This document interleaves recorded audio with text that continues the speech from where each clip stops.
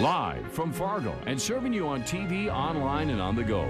This is Valley News Live at 5:30. We're all for it, but they've had all summer to start it, and they wait till mid-August to start a project. Last-minute construction projects are causing headaches for many of you here in our area. Good evening, everyone. Thank you for joining us. The cold weather is on its way, which means construction projects need to wrap up soon or face being stalled throughout the winter months. Valley News Team's Cornelius Hawker shows us how one project in particular is a good reminder for parents to make sure your kids have a safe route to school. It's a late summer tradition in our area. Construction projects starting right when school does.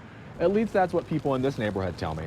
My daughter and the rest of the neighbor kids around here take the bike path up to their school, and now they're not going to be able to get through. Julie Burrow says she was surprised when construction crews began digging up the bike path behind her house off 40th Avenue South in Moorhead a couple weeks ago. I mean, they closed it right there, but they really should close it down at the end of at the start of the bike trail, because people get halfway down here and realize that this section's closed, and I don't know what they're doing when they get down to this end.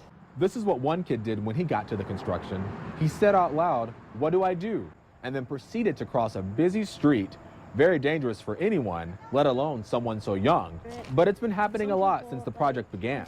I've seen little kids, instead of going through our grass, they cut across the street over to Hornbachers, go this way, and then come back down. Besides the fact people are now trampling and biking through Burrow's backyard, she, along with several parents, will now be changing up their morning school routine. Until the construction gets completely finished, I plan on just taking her to school. Just today, Moorhead Schools sent out another reminder telling drivers to watch out for students, safety patrols, and school buses as the school year is set to begin tomorrow. Reporting from Moorhead, Cornelius Hawker, Valley News Live. Burrow says her husband called the city but wasn't able to get a clear answer on when the project would be finished. That's because it's Labor Day.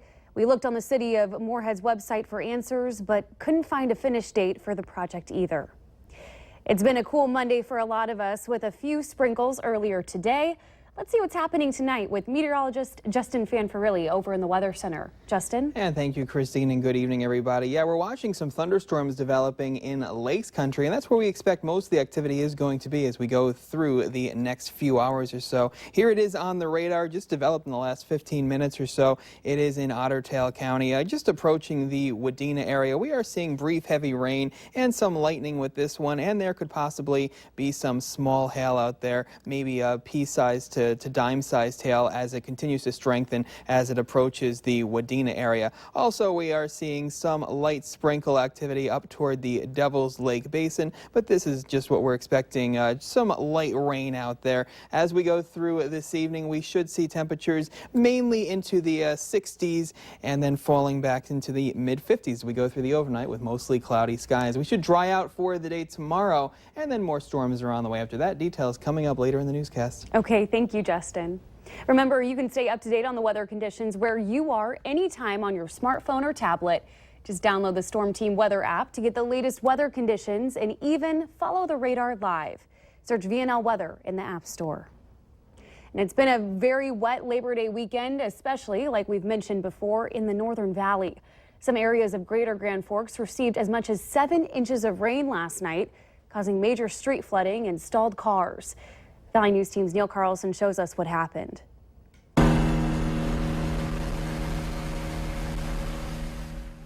Water was still covering I-29 just north of Highway 2 at Grand Forks this morning. Troopers say there have been no accidents here, but some drivers failed to slow down and hydroplaned across the water at 75 miles per hour. You said you recently had a car go through here and hit the bumper and everything else? Yep, the water caught up onto the bumper, pulled the bumper off the vehicle a little bit. Did hang on for a while, but they pulled over pretty fast. Most streets were drying out today, but the diversions, ditches, and storm sewer systems used to move water around and through town were raging rivers. Here in Grand Forks, as much as 4 to 7 inches of rain fell. It's created some temporary lakes in any low-lying areas around the city. Did you get some street flooding here? Yeah, it was all the way around. Okay. I had almost 7 inches. Really? Mm-hmm. Cars couldn't get through. Really? Yeah. It was bad, really bad. Okay. Yeah, and a lot of heavy, lightning, everything, you know. My dog wouldn't even go outside. These streets in East Grand Forks were still underwater this morning as storm sewers caught up with the deluge. Grand Forks Street Superintendent Mark Abel says it was a mess. You know, the PD did a good job of trying to warn people and try to keep people off some of the streets, but there are just too many flooded that we couldn't control everything at one time. Many stalled cars hanging around? Or? Yeah, there was quite a few cars that were flooding out themselves. You know, they hit the water too hard. Labor Day 2016 will go down as a wet one here in Grand Forks. Neil Carlson, Valley News Live. And unfortunately, it appears there's at least a slight chance of more rain tonight, and Wednesday night, excuse me. Carson Wentz has officially been named the Week 1 player starter for the Philadelphia Eagles. Head coach Doug Peterson made the announcement earlier today. Saturday, the Eagles traded away Sam Bradford to the Minnesota Vikings for draft picks, which then opened the starting quarterback spot for Philadelphia. According to an ESPN report, Peterson said he told the team about the decision and players bought in. The Eagles open the season September 11th at home against Cleveland.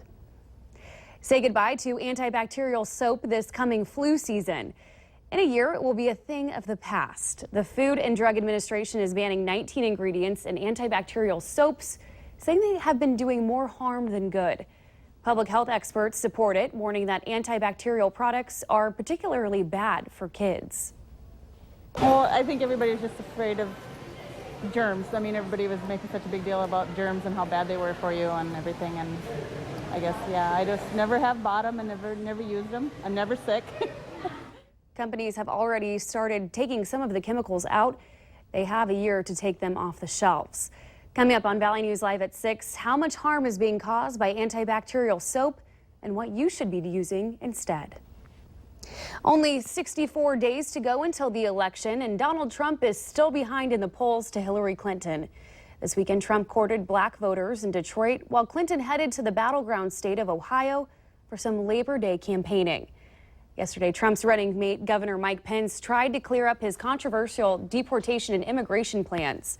And today, Clinton's email controversy continues to overshadow her, as polls show the majority of Americans disagreed with the FBI's decision not to indict her. Polls continue to show over 60% of Americans don't trust Clinton. Twin bombings near the Afghan Defense Ministry in Kabul killed at least 24 people in an attack claimed by the Taliban today. Public Health Ministry spokesman said another 91 people were wounded in the attack. An Interior Ministry spokesman said a district police chief and 5 other police officers were among those killed. And a Taliban spokesman said his group had carried out the attack. The insurgents have been fighting to overthrow the U.S.-backed government for 15 years and frequently target Afghan security forces. An employee of Casey's went to great lengths to raise money for the Muscular Dystrophy Association. Aaron Thompson works at the Casey's in North Fargo. Thompson grew his beard for over a year, then decided he would trim an inch off for every $500 raised during the MDA Summer Camp Pinups program. Customers can buy a pinup at Casey's stores for $1 or $5.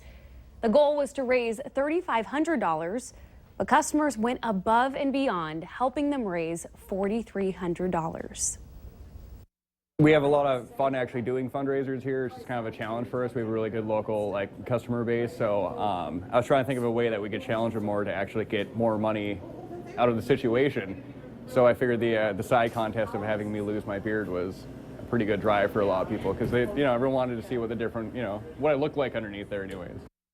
Dominic Paulson, who attends the MDA summer camp, did the first cut to Aaron's beard. The money raised will be used to send kids to camp. We look for, this is something we look forward to every year. We knew Labor Day's coming up and Olive Garden's going to come through for us.